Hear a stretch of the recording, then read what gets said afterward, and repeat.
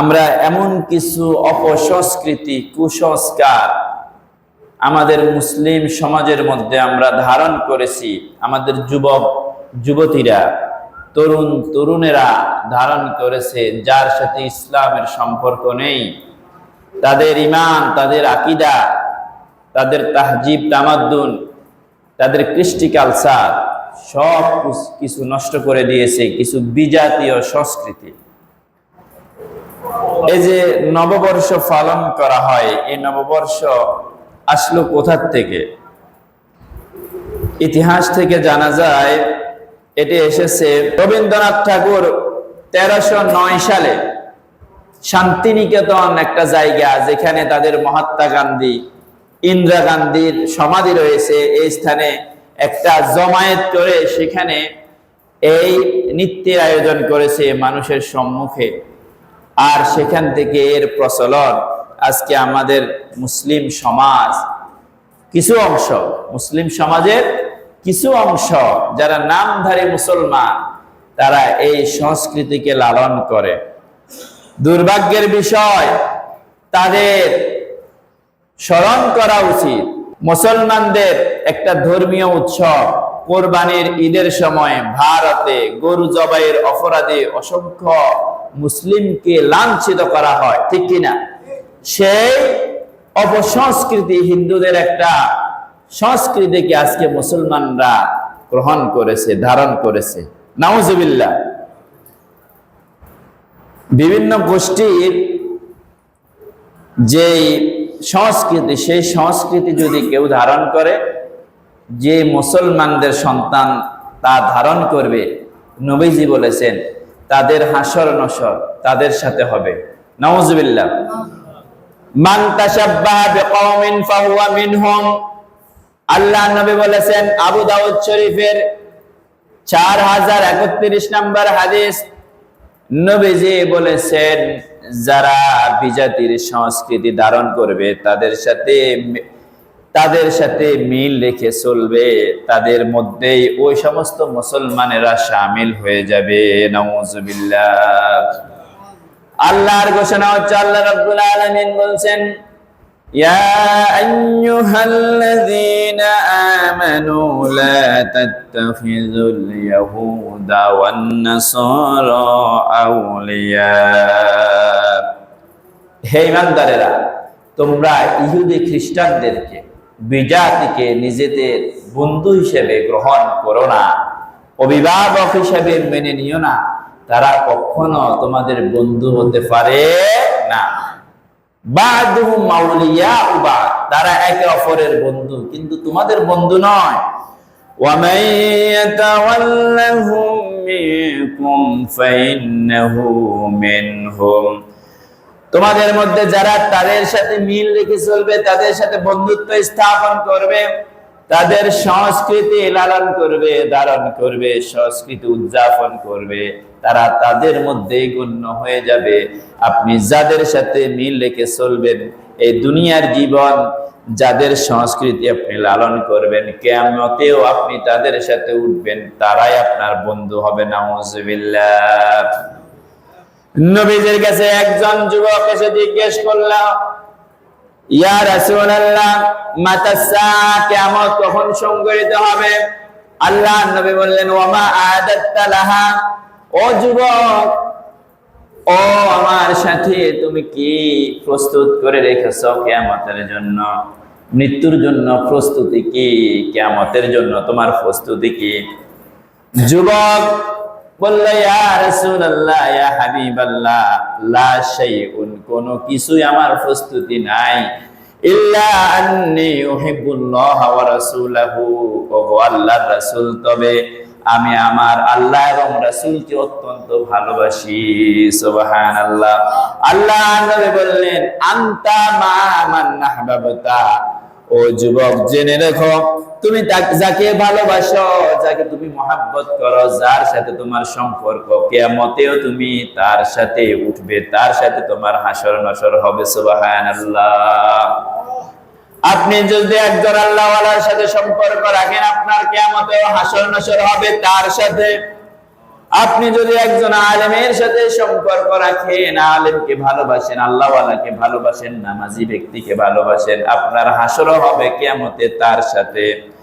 আপনি যদি ইহুদি খ্রিস্টানের সংস্কৃতি লালন করেন, তার সাথে চলাফেরা করেন, তাদের সংস্কৃতিকে উদযাপন করেন, আপনার হাসর হবে তার সাথে। এতে কোনো সন্দেহ নাই যে যাকে অনুসরণ করবে কিয়ামতেও তার সাথে তার হাসর নসর হবে।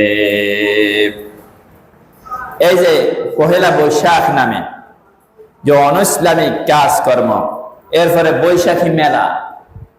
বৈশাখী মেলাটা হচ্ছে,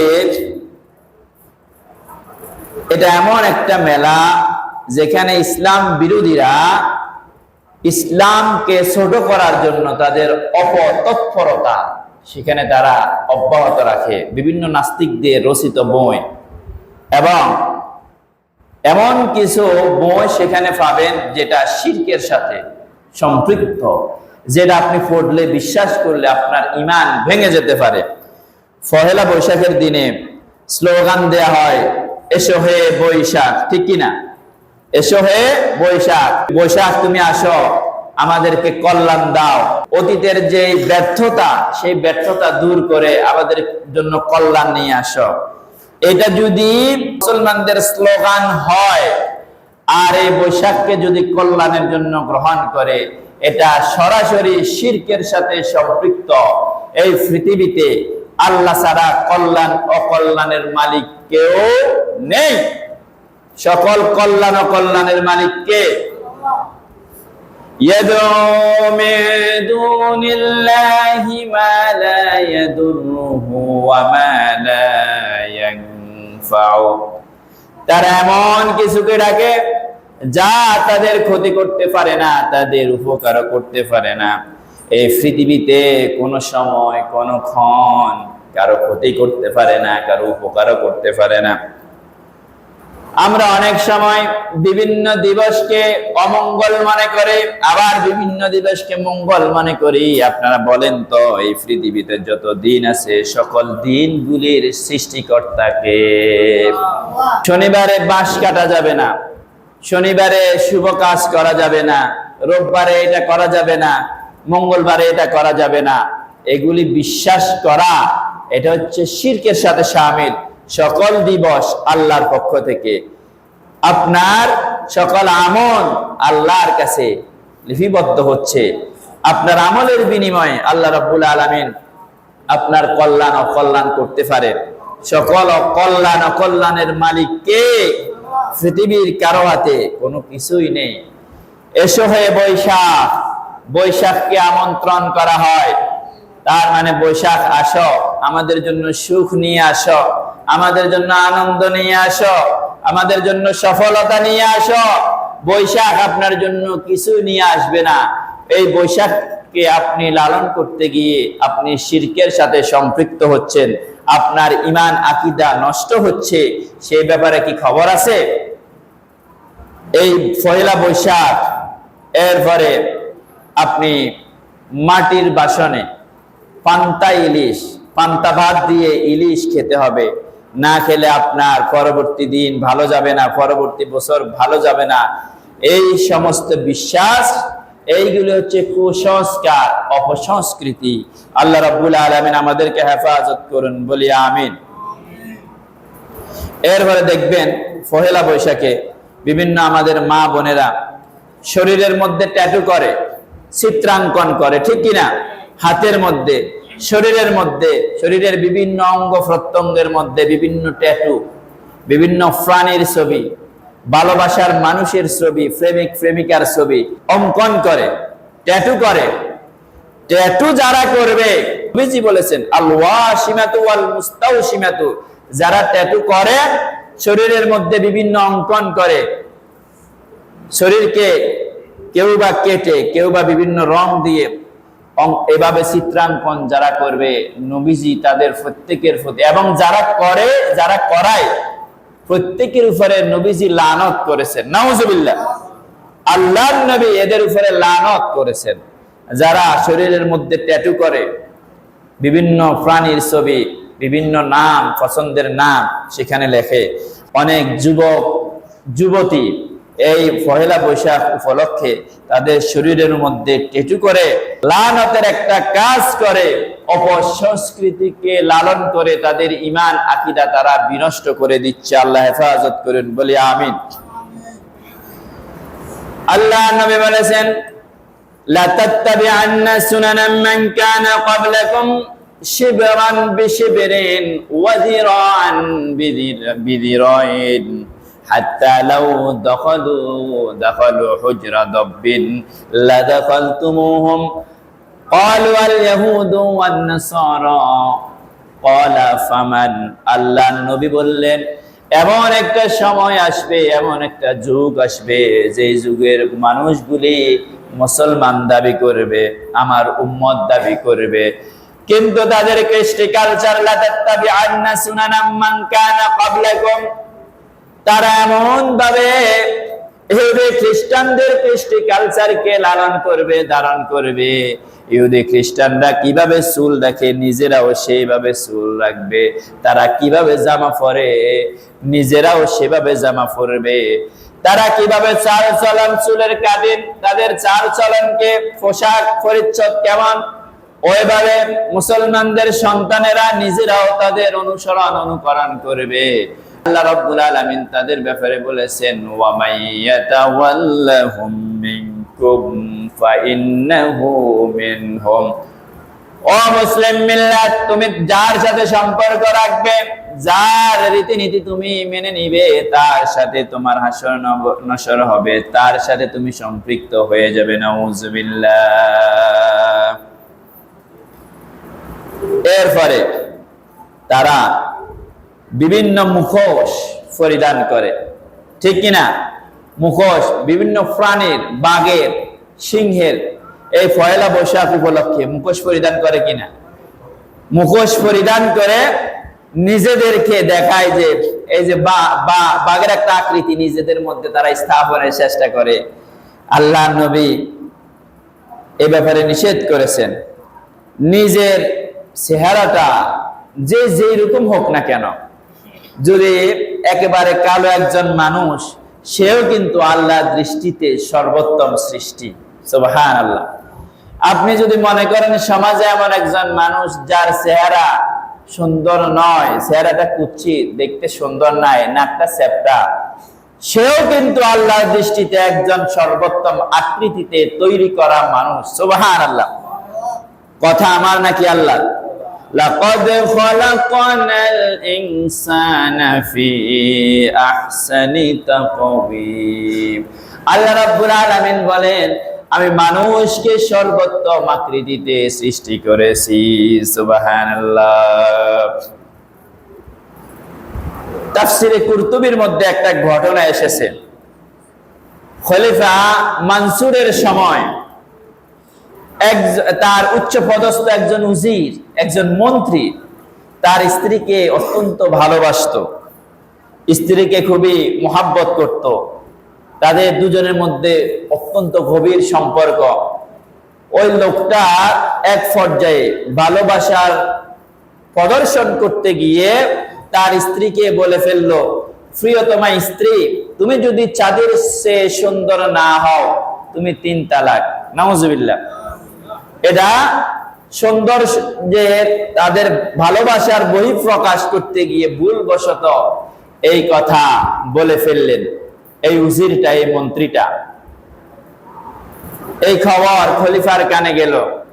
তৎকালীন সকল আলেমকেও একত্রিত করা হলো তাদের কাছে মাসালা জানার জন্য, যে এভাবে কথা বলা হয়েছে যে চাঁদের চেয়ে যদি সুন্দর তুমি না হও, তাহলে তুমি তালাক হয়ে যাবে।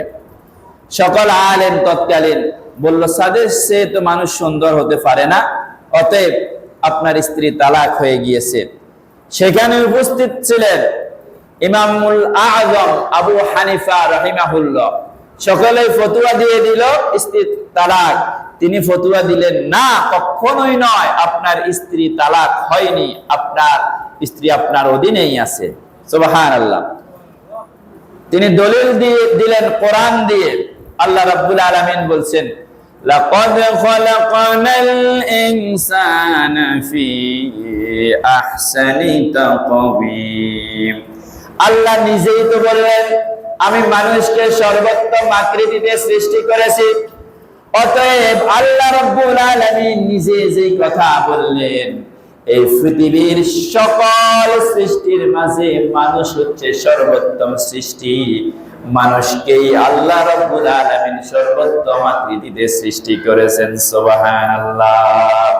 অতএব আপনার স্ত্রী তালাক হবে না, কারণ চাঁদের চেয়েও মানুষের আকৃতি সুন্দর ঘোষণা দিয়েছেন স্বয়ং আল্লাহ রাব্বুল আলামিন। সুবহানাল্লাহ।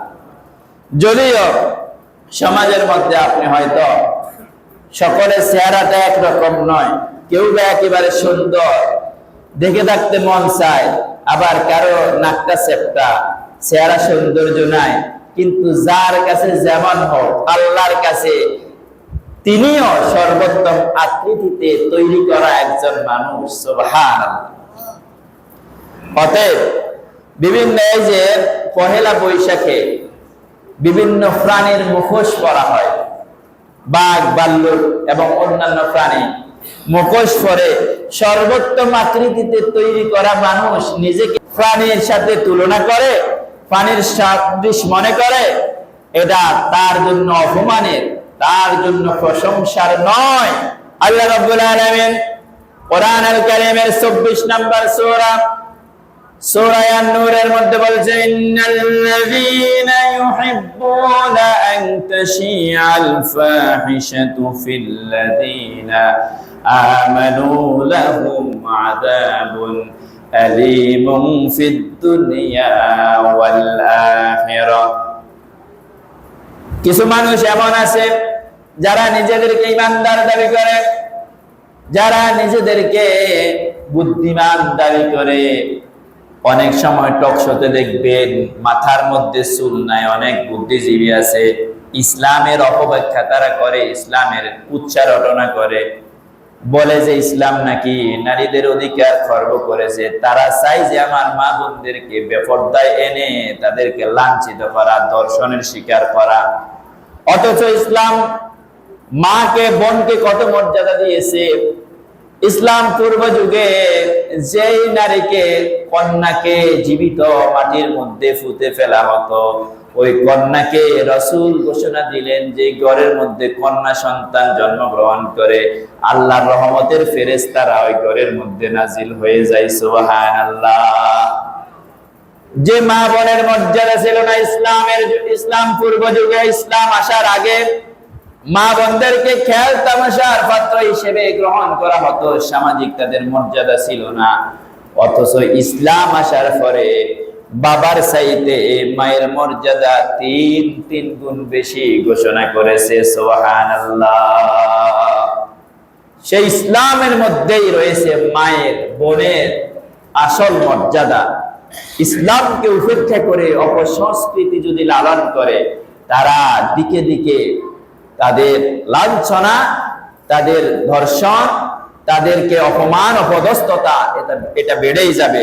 আজকে বিভিন্ন টাকওয়ালা বুদ্ধিজীবীরা বলে ইসলাম নারীদেরকে অবমূল্যায়ন করেছে। নাউজুবিল্লাহ। মা বোনদের সম্মান রয়েছে ইসলামের মধ্যেই। প্রিয় ভাইয়েরা, যে আয়াতটা পড়লাম সূরা নূরের মধ্যে আল্লাহ রাব্বুল আলামিন বলছেন, যারা নারীদেরকে বেপরদায় এনে অশ্লীলতা, বেহায়াপনা মুমিনদের মধ্যে ছড়িয়ে পড়াকে পছন্দ করে, তাদের জন্য আল্লাহ রাব্বুল আলামিন দুনিয়া এবং আখিরাতে যন্ত্রণাদায়ক, অপমানমূলক শাস্তির ব্যবস্থা করে রেখেছেন। নাউজুবিল্লাহ।